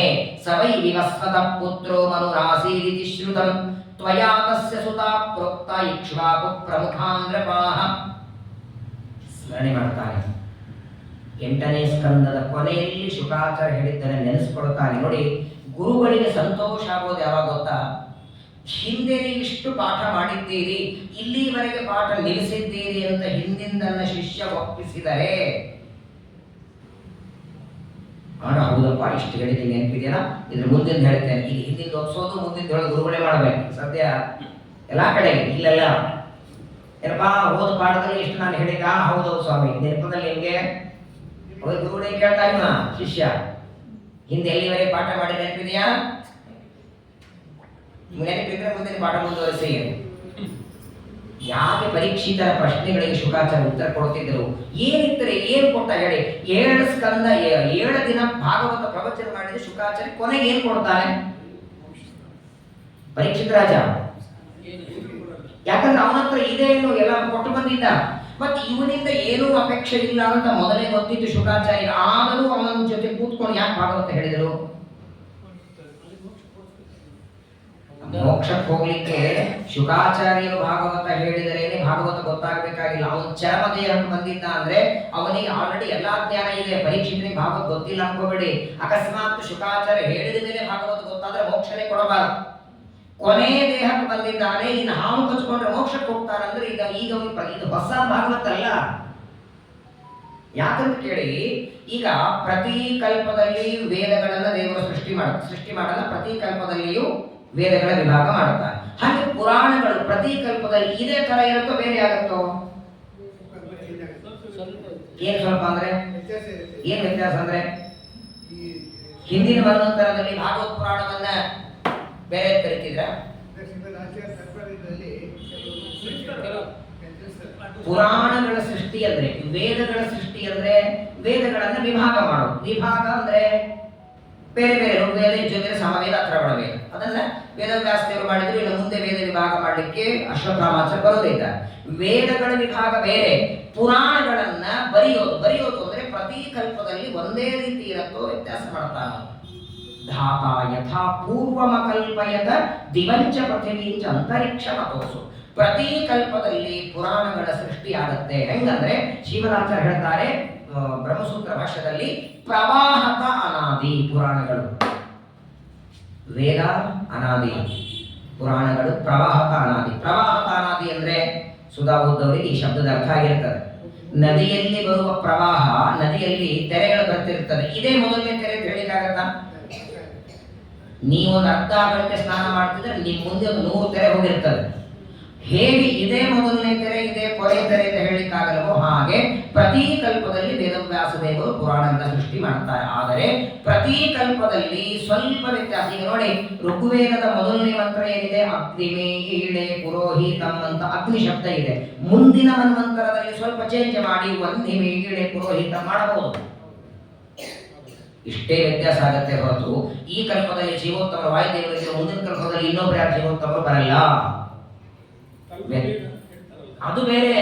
ಕಲ್ಪಭೇದ ಎಲ್ಲಿ ವ್ಯವಸ್ಥೆ ಅಂದ್ರೆ, ಈಗ ಪರಮಾತ್ಮ ಎಡಗಾಲ ಮೇಲೆ ಎತ್ತಿದ, ಬಲಗಾಲ ಮೇಲೆ ಎತ್ತಿದ ಅಂದಾಗ ಅಂತಲ್ಲಿ ಕಲ್ಪಭೇದ. ವರಾಹದೇವರು ಹಿರಣ್ಯಾಕ್ಷರ ಕೊಂದು ಹಾಕಿದ್ರು, ಅಲ್ಲಿ ಕಲ್ಪಭೇದ. ಅನೇಕ ಕಥೆಗಳಲ್ಲಿ ಕಲ್ಪಭೇದ ಬರುತ್ತೆ. ಅದು ಬೇರೆ. ಕಲ್ಪಭೇದ ಅಂದ್ರೆ ಏನು? ಅದು ಕೂಡ ವರಾಹ ಕಲ್ಪ, ಪಾತ್ಮ ಕಲ್ಪ. ಈಗ ನಾವು ಸಂಧ್ಯಾವಂದನೆ ಮಾಡುವಾಗ ಹೇಳ್ತೀವಲ್ಲ, ಶ್ವೇತ ವರಾಹ ಕಲ್ಪೆ ಕೊಟ್ಟಿರ ಕಲ್ಪ ಇರೋದು 2, ಒಂದು ಪಾತ್ಮ ಕಲ್ಪ, ಒಂದು ವರಾಹ ಕಲ್ಪ. ಕೆಲವು ಕಥೆಗಳು ಪಾತ್ಮ ಕಲ್ಪದಲ್ಲಿ ನಡೆಯುತ್ತೆ, ಕೆಲವು ಕಥೆಗಳು ವರಾಹ ಕಲ್ಪದಲ್ಲಿ. ಕೆಲವೊಂದು ವ್ಯತ್ಯಾಸವಾಗಿ ಹೇಳ್ತಾರೆ, ಈ ತರಹ ಪದ್ಮಕಲ್ಪದಲ್ಲಿ ನಡೆದಿತ್ತು. ಇದು ಕಲ್ಪಭೇದ. ಅದನ್ನ ಶ್ರೀಮದಾಚಾರ್ಯರು ಮಹಾಭಾರತದಲ್ಲಿ, ಭಾಗವತದಲ್ಲಿ ಅನೇಕ ಕಡೆಗೆ ಹೇಳ್ತಾರೆ. ಈಗ ನೋಡಿ, ಹಿಂದಿನ ಮನ್ವಂತರ ಅಂದ್ರೆ ಈಗ ಸದ್ಯದಲ್ಲಿದ್ದದ್ದು ವೈವಸ್ವತ ಮನ್ವಂತರ, ಅದಕ್ಕೂ ಮೊದಲು ಇರುವ 6ನೇ ಮನ್ವಂತರ ಚಾಕ್ಷುಷ ಮನ್ವಂತರ.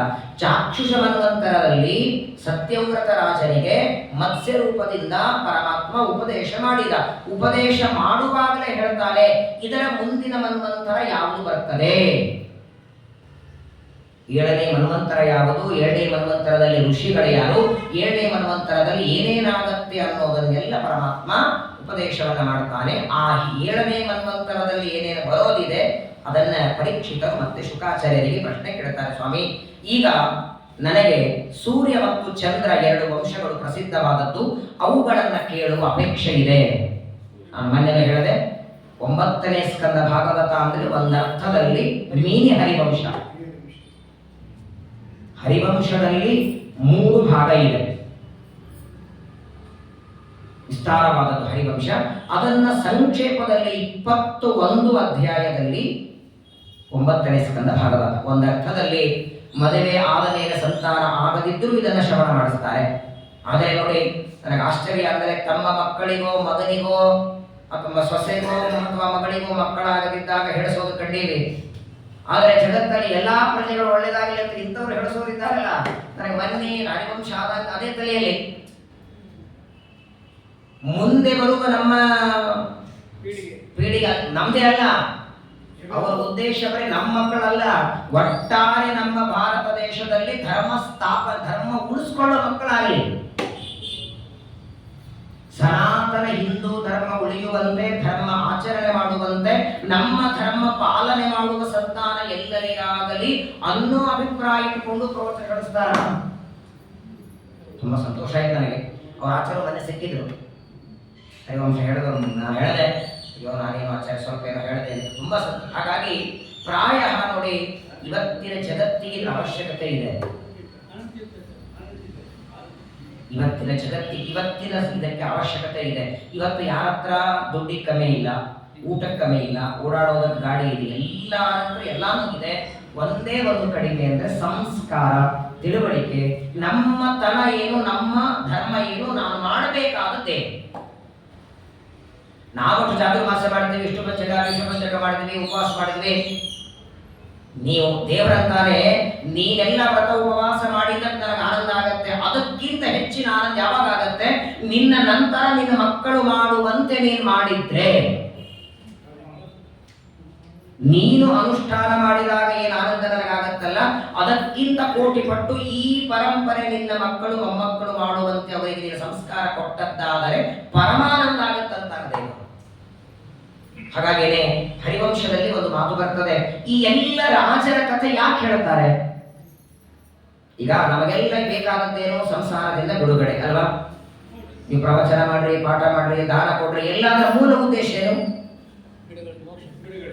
ದಾನ ಕೊಟ್ಟರು ಅದೇ ಸಂಕಲ್ಪ, ತೀರ್ಥಯಾತ್ರೆ ಮಾಡಿದ್ರು ಅದೇ. ಎಲ್ಲದಕ್ಕೂ ಕೊನೆಗಂತೂ ಸಂಸಾರದಿಂದ ಬಿಡುಗಡೆ, ಮೋಕ್ಷ ಕೊಡೋರು ಯಾರು? ಮತ್ತು ಅವ್ರ ಬಗ್ಗೆ ಕೇಳ್ರಿ. ಇಕ್ಷ್ವಾಕು ರಾಜನ ಕತೆ, ಮಾಂಧಾತ ರಾಜನ ಕತೆ, ಅಂಬರೀಷನ ಕತೆ ತಗೊಂಡೇನ್ ಮಾಡ್ತೀರಿ? ಹೋಗ್ಲಿ, ಅವರೆಲ್ಲ ಹೋದ್ರಲ್ಲ, ಅವ್ರ ಕತೆ ಕೇಳಿದ್ರೆ ಅವ್ರು ಹೇಳ್ತಾರ, ಸ್ವಾಮಿ ನನ್ನ ಕತೆ ಕೇಳಿದ್ದಾರೆ, ಇವನಿಗೂ ಮೋಕ್ಷ ಕೊಡಿ ಅಂತ ನಮ್ಮ ಬಗ್ಗೆ ಏನಾದ್ರು ಹೇಳ್ತಾರ? ಅವರು ದೇವರ ಕಥೆ ಕೇಳಿದರೆ, ಪರಮಾತ್ಮನ ಕಥೆ ಕೇಳಿದರೆ, ದೇವರು ಇವನ ಕಥೆ ಕೇಳಿದ್ದಾನೆ, ನಾನು ಮಾಡಿದ ಸೃಷ್ಟಿಯ ವ್ಯಾಪಾರ ಕೇಳಿದ್ದಾನೆ ಅಂತ ನಮ್ಮ ಮೇಲೆ ದೇವರಿಗೆ ಪ್ರೀತಿ ಆಗತ್ತೆ, ಸಂಸಾರದಿಂದ ಬಿಡುಗಡೆ ಮಾಡುತ್ತಾನೆ. ಮೋಕ್ಷ ಬೇಕಾದರೆ ಮೋಕ್ಷಪ್ರದನಾದ ಭಗವಂತನ ಕಥೆ ಕೇಳ್ರಿ, ಅಥವಾ ದೇವರಿಗೆ ಮೋಕ್ಷ ಕೊಡು ಅಂತ ಹೇಳುವ ಇವ್ರ ಕಥೆ ಕೇಳ್ರಿ. ಈ ರಾಜನ ಕಥೆಯ ಅವಶ್ಯಕತೆ ಏನು? ಹರಿವಂಶದಲ್ಲೂ ಎಷ್ಟು ವಿಸ್ತಾರ, ಎಷ್ಟಂದ್ರೆ ಒಬ್ಬೊಬ್ಬ ರಾಜನ ವಂಶಾವಳಿ ಹೇಳ್ತಾ ಹೋಗ್ತಾರೆ. ಅವ್ರ ಮಗ ಯಾರು, ಈ ವಂಶಾವಳಿ ಹೇಳುವುದರ ಉದ್ದೇಶ ಏನು? ಪ್ರತ್ಯೇಕ ರಾಜರ ಕಥೆಯನ್ನು ಎಷ್ಟು ವಿಸ್ತಾರವಾಗಿ ಯಾಕೆ ಹೇಳಬೇಕು, ಯಾಕೆ ಕೇಳಬೇಕು? ಒಳ್ಳೆ ಮಕ್ಕಳಾಗ್ತಾರೆ ಅಂತ ಕೇಳೋದ? ಯಾರಿಗೆ ಬರುತ್ತೆ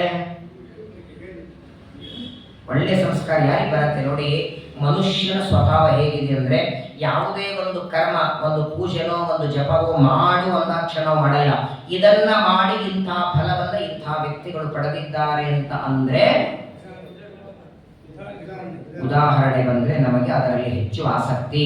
ಹಾಗಾಗಿ ಏಕಾದಶಿ ಮಾಡಿದ ಅಂಬರೀಷನ ಕಥೆ, ಧ್ರುವರಾಜನ ಕಥೆ, ರಂತಿದೇವರ ಕಥೆ, ಏನು 9ನೇ ಸ್ಕಂದದಲ್ಲಿ ಅಥವಾ ಹರಿವಂಶದಲ್ಲಿ ರಾಜರ ಕಥೆ ಹೇಳ್ತಾರೆ ನೋಡಿ. ಈ ಎಲ್ಲ ರಾಜರು ರಾಜ್ಯ ಆಳ್ತಾ ಇರುವಾಗಲೂ, ಜವಾಬ್ದಾರಿ ಇದ್ದಾಗಲೂ ತಮ್ಮ ಆ ಜೀವನದಲ್ಲಿ ಏನು ಭಗವಂತನ ಸೇವೆ ಮಾಡಿ, ದೇವರ ಆರಾಧನೆ ಮಾಡಿ ಏನು ಫಲವನ್ನು ಪಡೆದಿದ್ದಾರೆ, ಅವರಿಗೆಲ್ಲ ಅನುಗ್ರಹ ಮಾಡಿದ್ದಾನಂದ್ರೆ ನಾನು ಧರ್ಮದ ಅನುಷ್ಠಾನ ಮಾಡಿದರೆ ಅನುಗ್ರಹ ಮಾಡುತ್ತಾನೆ. ಆ ಆತ್ಮವಿಶ್ವಾಸ ಬರೋದಕ್ಕೆ ಇವರೆಲ್ಲರ ಕಥೆ ಕೇಳಬೇಕು. ಶ್ರೀಮದಾಚಾರ್ಯ ಭಾಷ್ಯದಲ್ಲಿ ಹೇಳ್ತಾರೆ ಈ ಮಾತನ್ನ, ವೈಷ್ಣವಾನಾಂ ಚರಿತ್ರಂತೂ ಭಕ್ತ್ಯೋದ್ರೇಕಾಯ ಕಥ್ಯತೆ. ಆಚಾರ್ಯರ ಮಾತು. ವಿಷ್ಣು ಭಕ್ತರ ಕಥೆ ಯಾಕೆ ಕೇಳಬೇಕು ಅಂದ್ರೆ, ನಮ್ಮಲ್ಲಿ ಭಕ್ತಿ ಹೆಚ್ಚಾಗಬೇಕು ಅಂದ್ರೆ ಇವರ ಕಥೆ ಕೇಳಲೇಬೇಕು. 5 ವರ್ಷದ ಹುಡುಗ ಸಂಧ್ಯಾ ವಂದನೆ ಏಕಾದಶಿ ಮಾಡ್ತಾನೆ. ಅಯ್ಯೋ ಈಗೆಲ್ರಿ ಸಣ್ಣವಿದ್ದಾನೆ, ಸಣ್ಣವಿದ್ದಾಗ ಏಕಾದಶಿ ಮಾಡಿ ದೇವರ ಅನುಗ್ರಹ ಆಗತ್ತಾ? ದೇವರ ಅನುಗ್ರಹಕ್ಕೆ ವಯಸ್ಸಾದ್ಮೇಲೆ ಮಾಡಬೇಕು, ಈಗೆಲ್ಲ ಮಾಡಬೇಡ ಅಂತಂತೀವಿ. ಹಾಗಾದ್ರೆ ಸಣ್ಣವನಿದ್ದಾಗ ಏಕಾದಶಿ ವ್ರತವಾಸ ಉಪವಾಸ ಮಾಡಿದ ದೇವರ ಅನುಗ್ರಹ ಆಗತ್ತೋ ಇಲ್ಲೋ ಅಂತ ಸಂದೇಹ ಬಂದ್ರೆ ಧ್ರುವರಾಜರ ಕಥೆ ಕೇಳಿ. ವಯಸ್ಸು ನೋಡಿ ದೇವರ ಅನುಗ್ರಹ ಮಾಡೋದಕ್ಕೆ ಧ್ರುವರಾಜರ ಕರೆದಾಗ ಬರಲೇಬಾರದಾಗಿತ್ತು, ಪ್ರಹ್ಲಾದರಾಜರ ಕರೆದಾಗ ಬರಬಾರ್ದಾಗಿತ್ತು. ಹಾಗಾದ್ರೆ ಇವರೆಲ್ಲರ ಕಥೆಯಿಂದ ಭಗವಂತನಲ್ಲಿ ಭಕ್ತಿ ಉದ್ರೇಕ ಆಗತ್ತೆ, ಇನ್ನೂ ಹೆಚ್ಚಿಗೆ ಭಕ್ತಿ ಬರ್ತದೆ. ನಾನು ಮಾಡಬೇಕು ಅಂತ ನೀವು ನೋಡಿಬೇಕಾದ್ರೆ ನಿಮ್ಮ ಮಗನಿಗೆ ಸಂಧ್ಯಾ ವಂದನೆ ಮಾಡುವಂತ ಒಂದು ದಿನ ಹೇಳಿ, ನಿಮ್ಮ ಮಗ ಕೇಳಿಲ್ಲ ಬಿಟ್ಟು ಬಿಡಿ, ಹೇಳೋದನ್ನ ಬಿಡಿ, ನೀವು ಸರ್ವತಾ ಹೇಳಬೇಡಿ. ನಿಮ್ಮಷ್ಟಕ್ಕೆ ನೀವು ಸಂಧ್ಯಾ ವಂದನೆ ಮಾಡಿ, ನಿತ್ಯದಲ್ಲಿ ದೇವರ ಪೂಜೆ ಮಾಡಿ, ನೀವು ಮಾಡೋದನ್ನ ನೋಡಿ 1 ತಿಂಗಳಾಗಲಿ ಅಥವಾ 2 ತಿಂಗಳಾಗಲಿ ಕೊನೆಗೆ ಒಂದು ದಿವಸ ಅವನಿಗೆ ಮಾಡಬೇಕು ತಾನೇ ಅನಿಸ್ತದೆ. ಯಾಕಂದ್ರೆ ಮನೆಯಲ್ಲಿರುವ ವಾತಾವರಣದಿಂದ ಮಕ್ಕಳಿಗೆ ಆ ಸಂಸ್ಕಾರ ಕೊಡ್ತಾನೆ ದೇವರು. ಹಾಗಾಗಿ ಧರ್ಮದ ಆಚರಣೆ ಮಾಡೋದರ ಉದ್ದೇಶ 2. ನಾನು ಧರ್ಮಾಚರಣೆ ಮಾಡಿದ್ದರಿಂದ ನನ್ನ ಉದ್ಧಾರ ಆಗಬೇಕು ಒಂದಾದರೆ, ನಾನು ಮಾಡಿದ್ದನ್ನ ಅನುಕರಣೆ ನಮ್ಮವರು ಮಾಡಬೇಕು. ಯದ್ಯದಾಚರತಿ ಶ್ರೇಷ್ಠ ತತ್ತದೇವ ಇತರೋ ಜನಃ ಸಯತ್ ಪ್ರಮಾಣಂ ಕುರುತೆ ಲೋಕಸ್ತದನುವರ್ತತೆ. ಈ ಒಂದು ಉದ್ದೇಶದಿಂದ ಎಲ್ಲ ಜ್ಞಾನಿಗಳ ಕಥೆ ಕೇಳಿದರೆ ಮೊದಲನೇದು ಪಾಪ ಅಂತ ಹೋಗತ್ತೆ. ಎಲ್ಲ ರಾಜರ ಕಥೆಯಿಂದ ಪಾಪ ಹೋಗುತ್ತೆ, ನಮಗೂ ಇನ್ನಷ್ಟು ಭಕ್ತಿ ಬರ್ತದೆ, ಇನ್ನೂ ದೇವರಲ್ಲಿ ಹೆಚ್ಚು ವಿಶ್ವಾಸ ಬರ್ತದೆ ಅನ್ನೋದಕ್ಕಾಗಿ ಹರಿವಂಶದಲ್ಲಿ ಏನೇನು ರಾಜರ ಕಥೆ ಹೇಳ್ತಾರೆ ನೋಡಿ, ಅದೆಲ್ಲ ರಾಜರ ಕಥೆಯನ್ನ ಇಲ್ಲಿ ಹೇಳ್ತಾರೆ. ಸೂರ್ಯ ಮತ್ತು ಚಂದ್ರ ಅಂತ 2 ವಂಶಗಳಿವೆ. ಆ 2 ವಂಶದ ರಾಜರ ಕಥೆ ಕೇಳಬೇಕಾಗಿದೆ, ದಯಮಾಡಿ ನಮಗೆ ಉಪದೇಶ ಮಾಡಿ ಅಂತ ಪರೀಕ್ಷಿತರು ಪ್ರಶ್ನೆ ಕೇಳಿದರೆ ಶುಕಾಚಾರ್ಯರಿಗೆ ನಗು ಬಂತ. ಸೂರ್ಯಚಂದ್ರ ವಂಶದ ರಾಜರ ಕಥೆಯನ್ನ ಹೇಳಿ ಅಂದ. ಇದಕ್ಕಿಂತ ಮೊದಲು ಪರೀಕ್ಷಿತ ಯಾವ ಪ್ರಶ್ನೆ ಕೇಳಿದರೂ ಶುಕಾಚಾರ್ಯರು ಅಂದ್ರೆ ನಗೋದಂದ್ರೆ ಒಂಥರ ಅವರಿಗೆ ಅನಿಸ್ತು, ಇದನ್ನ ಏನ್ ಕೇಳ್ದ ಇವನು ಅಂತ. ಆ ಥರ ಎಂದು ಮಾಡಿರಲಿಲ್ಲ, ಅವರು ಏನ್ ಕೇಳಿದ್ರು ಹೇಳಿದರು. ಈ ಪ್ರಶ್ನೆಗೆ ಮಾತ್ರ ಶುಕಾಚಾರ್ಯರು ಸ್ವಲ್ಪ ಮಂದಹಾಸದಿಂದ ನಗುತ್ತಾರೆ. ಪರೀಕ್ಷಿತ ಅಂತಾರೆ, ಶುಕಾಚಾರ್ಯರಂದ್ರು, ಪರೀಕ್ಷಿತ ಈಗ 9ನೇ ಸ್ಕಂದ ಅಂದ್ರೆ ಪರೀಕ್ಷಿತನಿಗೆ ಎಷ್ಟನೇ ದಿನ ಆಗಿರ್ಬೇಕಿದು? ಅವನಿಗೆ ಇರೋದೇ 7 ದಿನ ಆಗಿತ್ತು, ನಮ್ಮ 1 ವರ್ಷ ಇರಲಿಲ್ಲ ಅಲ್ವಾ? ಆಲ್ರೆಡಿ ಭಾಗವತ ಶುರುವಾಗಿ 9ನೇ ಸ್ಕಂದ, ಇದು 10, 11, 12, 5ನೇ ದಿವಸಕ್ಕೆ ಬಂದಿದ್ದಾನೆ ಪರೀಕ್ಷಿತ. ಇದು 2 ದಿನ ಆದ್ಮೇಲೆ ತಕ್ಷಕ ಬಂದು ಕಚ್ಚೋನಿದ್ದಾನೆ. ಪರೀಕ್ಷಿತ 5ನೇ ದಿವಸಕ್ಕೆ ಬಂದಾಗ ಸೂರ್ಯಚಂದ್ರ ವಂಶದ ರಾಜನ ಕಥೆ ಹೇಳಿರ್ತಾನೆ. ಅದಕ್ಕೆ ಶುಕಾಚಾರ್ಯರಿಗೆ ಯಾಕೆ ನಗು ಬಂತು ಅಂದ್ರೆ, ನಶಕ್ಯತೆ ವಿಸ್ತರತಃ ವಕ್ತುಂ ವರ್ಷ ಶತೈರಪಿ. ಮನುಷ್ಯರ ಆಯುಷ್ಯ ಅಲ್ಲ, ದೇವತೆಗಳ ಆಯುಷ್ಯ ಇಟ್ಟುಕೊಂಡು ಹೇಳಿದರು. ಎಲ್ಲ ರಾಜರ ಕಥೆ 100 ವರ್ಷ ಕೂತ್ಕೊಂಡು ಕೇಳಿದರೂ ಮುಗಿಯೋದಲ್ಲ. ನಿನಗಿರೋದು ಹೆಂಗಪ್ಪ ಹೇಳಿ, ಯಾರ ಬಗ್ಗೆ ಹೇಳಿ, ಎಷ್ಟೊತ್ತು ಅಂತ ಹೇಳಿ, ಯಾವ ರಾಜರ ಕಥೆ ಬೇಡಪ್ಪ, ಆ ರಾಜರ ಹೆಸರು ಹೇಳಿದ್ರೆ ಅದನ್ನು ಬರ್ಕೋದಕ್ಕೆ 2 ದಿನ ಹೋಗುತ್ತೆ ಅಂತ ಹೇಳಿ, ನನಗಿರೋದೇ 2 ದಿನ. ಹಾಗಾದ್ರೆ ಸೂರ್ಯಚಂದ್ರ ವಂಶ ಕೇಳಿಕ್ ಆಗೋದೇ ಇಲ್ವಾ? ಕೇಳಿಕ್ ಆಗೋದಿಲ್ಲ ಅಂತೂ ಇಲ್ಲ, ಸಂಪೂರ್ಣವಾಗಿ ಕೇಳ್ತೇನೆ ಅಂದ್ರೂ ಇಲ್ಲ. ನಿನಗೆ ಎಷ್ಟು ಸಮಯ ಇದೆ, ಆ ಸಮಯದಲ್ಲಿ ನೀನು ಎಷ್ಟೊತ್ತು ಕೇಳಬಹುದು, ಅವಶ್ಯವಾಗಿ ನಿನಗೋಸ್ಕರ ಹೇಳ್ತೇನೆ ಅಂತ ಮೊದಲು ಅವರಿಗೆ ಧೈರ್ಯವನ್ನ, ಮಾನಸಿಕ ಧೈರ್ಯವನ್ನ ತುಂಬಿ ಶುಕಾಚಾರ್ಯರು ಸೂರ್ಯ ಮತ್ತು ಚಂದ್ರ ವಂಶದ ರಾಜರ ಕಥೆಯನ್ನ ಪ್ರಾರಂಭ ಮಾಡ್ತಾರೆ. ಬಹಳ ವಿಶೇಷವಾದದ್ದು. ಭಾಗವತದಲ್ಲೇನೆ 9ನೇ ಸ್ಕಂದ. ಕಾರಣ 9ನೇ ಸ್ಕಂದದಲ್ಲಿ ಸಾಕ್ಷಾತ್ ಪರಮಾತ್ಮನ ರಾಮಚಂದ್ರ ದೇವರ ಅವತಾರ ಸೂರ್ಯವಂಶದಲ್ಲಿ, ಚಂದ್ರವಂಶದಲ್ಲಿ 2 ಅವತಾರ ಆಗುತ್ತೆ ದೇವರ. ಜಮದಗ್ನಿ ಋಷಿಗಳ ಮಗನಾಗಿ ಪರಶುರಾಮ ಪರಮಾತ್ಮ ಹಾಗೂ ಕೃಷ್ಣ ಪರಮಾತ್ಮ 2 ಚಂದ್ರವಂಶದಲ್ಲಿ ಒಂದು ಸೂರ್ಯವಂಶ, ದೇವರ 3 ಅವತಾರಗಳ ಚರಿತ್ರೆಯನ್ನ ಒಳಗೊಂಡದ್ದು ಈ ಸೂರ್ಯ ಚಂದ್ರವಂಶ ಅನ್ನೋದಕ್ಕಾಗೇನೋ ಗೊತ್ತಿಲ್ಲ. ಇವತ್ತು 9ನೇ ಸ್ಕಂದ ಶುರುವಾಗಬೇಕು, ಇಲ್ಲ ಸೂರ್ಯ ಚಂದ್ರವಂಶದ ರಾಜರ ಕಥೆಯೆಲ್ಲ ಶುರುವಾಗುತ್ತೆ. ಇಡೀ ಭೂಮಿಯನ್ನು ತಂಪು ಮಾಡೋಣ ಅಂತ ಪಾಪ ದೇವರ ಮಳೆ ಹಾಕಿ ಎಲ್ಲ ಕಡೆಗೆ ತಳಿ ಹೊಡೆದು ರಂಗವಲ್ಲಿ ಹಾಕಿ ಸ್ವಚ್ಛ ಮಾಡಿ ಇನ್ನು ಮೇಲೆ ರಾಜರ ಕಥೆಯನ್ನ ಕೇಳಿ ಅಂತ ದೇವರೇ ಒಂದು ರೀತಿ ಅನುಗ್ರಹ ಮಾಡಿಕೊಟ್ಟಿದ್ದಾನೆ. ನಾಳೆಯಿಂದ 9ನೇ ಸ್ಕಂದದಲ್ಲಿ ಮೊದಲು ಸೂರ್ಯವಂಶ. ಈ 2 ವಂಶಗಳಲ್ಲಿ ಗೊಂದಲ ಅಂದ್ರೆ ಸೂರ್ಯವಂಶ ಮೊದಲಾಯಿತು, ಚಂದ್ರವಂಶ ಮೊದಲು, ಅಥವಾ ಸೂರ್ಯವಂಶ ಆದ್ಮೇಲೆ ಚಂದ್ರವಂಶನೋ? 2 ಏಕಕಾಲ, ಒಂದಾದ್ಮೇಲೆ ಒಂದಲ್ಲ. ಇದೇ ವಿಚಿತ್ರ. ಸೂರ್ಯವಂಶ ಚಂದ್ರವಂಶ 2 ಏಕಕಾಲಕ್ಕೆ ಹೊರಟದ್ದು. ಈ 2 ವಂಶಗಳಿಗೆ ಮೂಲ ಯಾರು? 2 ವಂಶಗಳ ಮೂಲ ಬಂದದ್ದು ವಿಷ್ಣುವಿನಿಂದ, ಪರಮಾತ್ಮನಿಂದ. ಹಾಗಾದ್ರೆ ದೇವರಿಂದ ಬಂದ ಮೇಲೆ ಈ 2 ವಂಶಕ್ಕೆ ಇವರಿಬ್ಬರ ಹೆಸರು ಯಾಕೆ? 2 ವಂಶ, ನೀವು ನಾಳೆ ಕಥೆ ಕೇಳ್ತೀರಿ. ಸೂರ್ಯ ಚಂದ್ರವಂಶ ಪ್ರಾರಂಭ ಆಗುವುದೇ ಭಗವಂತನಿಂದ. 2 ವಂಶಕ್ಕೂ ಮೂಲ ಕಾರಣ ದೇವರಾದ ಮೇಲೆ ಅವನ ಹೆಸರಿನಿಂದ ಪ್ರಸಿದ್ಧ ಆಗಬೇಕು. ಈ 2 ವಂಶಗಳಿಗೆ ಸೂರ್ಯವಂಶ ಚಂದ್ರವಂಶ ಅಂತ ಯಾಕೆ ಹೆಸರು ಬಂತು? ಇದೇ ಹೆಸರಿನಿಂದ ಯಾಕೆ ಪ್ರಸಿದ್ಧ ಆಯಿತು? ಈ ವಂಶಗಳು ಹೇಗೆ ಪ್ರಾರಂಭ ಆಯಿತು? ಬಹಳ ವಿಸ್ತಾರವಾಗಿ ಶುಕಾಚಾರ್ಯ ತಿಳಿಸ್ತಾರೆ. ವಾಸ್ತವಿಕವಾಗಿ ಜ್ಯೇಷ್ಠ ಮಾಸದಲ್ಲಿ, ಕಳೆದ ಮಾಸದಲ್ಲಿ ಪ್ರವಚನ ಆದ ಮೇಲೆ ಆಷಾಢ ಆದರೂ ಶ್ರಾವಣದಲ್ಲೇನೆ. ಶ್ರಾವಣದಲ್ಲಿ 2 ಸಲ ಇದೆ. ಶ್ರಾವಣದಲ್ಲಿ ಶುಕ್ಲ ಪಕ್ಷದಲ್ಲಿ ಒಂದು, ರಾಯರ ಆರಾಧನೆ ಕೃಷ್ಣ ಪಕ್ಷದಲ್ಲಿ ಒಂದು. ಏನೋ ಸಹಜವಾಗಿ ನಾನು ಮಾತಾಡುವಾಗ ಇದು ಮಾಸಿಕ ಪ್ರವಚನ, ಪ್ರತಿ ಮಾಸದಲ್ಲಿ ಆಗಬೇಕು, ಆಷಾಢದಲ್ಲಿ ನೀವು ಕೊಡಲೇ ಇಲ್ಲ ಅಂತ ಹೇಳಿದ್ರೆ ಅಕಸ್ಮಾತ್ ಆಗಿ ಹೇಳಿ ಈ ಒಂದು 5-6 ದಿನಗಳಲ್ಲಿ ಅವಕಾಶ ಸಿಕ್ಕಿದೆ. ಇದೊಂದು ದೇವರ ವಿಶೇಷ ಅನುಗ್ರಹ. ಆಷಾಢ ಮಾಸ ಚಾತುರ್ಮಾಸದ ಪರ್ವಕಾಲ. ಎಲ್ಲದಕ್ಕೂ ದೊಡ್ಡದು ನಾಳೆ 14-15 ಟೀಕಾಕೃತ್ಪಾದರ ಪವಿತ್ರವಾದ ಆರಾಧನೆ ಪರ್ವಕಾಲ. ಅಲ್ಲಿಯವರೆಗೆ ಸೂರ್ಯ ಮತ್ತು ಚಂದ್ರವಂಶದ ರಾಜರ ಕಥೆಯನ್ನ ಕೇಳಿ ಆ ರಾಜರು ಮಾಡಿದಷ್ಟು ಭಕ್ತಿ ನಾವು ನೀವು ಮಾಡ್ಲಿಕ್ಕಾಗಲ್ಲ. ಕೊನೆ ಪಕ್ಷ ಅವರ ಕಥೆ ಕೇಳಿದರು ನಮ್ಮ ವಂಶದಲ್ಲಿ ಅಥವಾ ಎಲ್ಲ ಜಗತ್ತಿನೊಳಗೆ ಎಲ್ಲರಿಗೂ ಒಳ್ಳೆಯ ಭಕ್ತಿ, ಜ್ಞಾನ, ತಿಳುವಳಿಕೆ ಅವರ ಕಥೆ ಕೇಳಿದ್ದಕ್ಕೆ ದೇವರು ಕೊಡುತ್ತಾನೆ ಅನ್ನೋದಕ್ಕಾಗಿ ಆ ಎಲ್ಲ ರಾಜರ ಕಥೆಯನ್ನ ಈ ಮುಂದಿನ 4-5 ದಿನಗಳಲ್ಲಿ ಸೂರ್ಯ ಚಂದ್ರವಂಶದ ರಾಜರ ಕಥೆಯನ್ನ ಕೇಳೋಣ. ಶ್ರೀಕೃಷ್ಣ ಹರೇ ಶ್ರೀನಿವಾಸ. 3 ದಿವಸದ ಕಾರ್ಯಕ್ರಮ ಜಯಚಿತ್ರ ಆರಾಧನೆ ಇಟ್ಕೊಂಡಿದ್ದೇವೆ. 13, 14, 15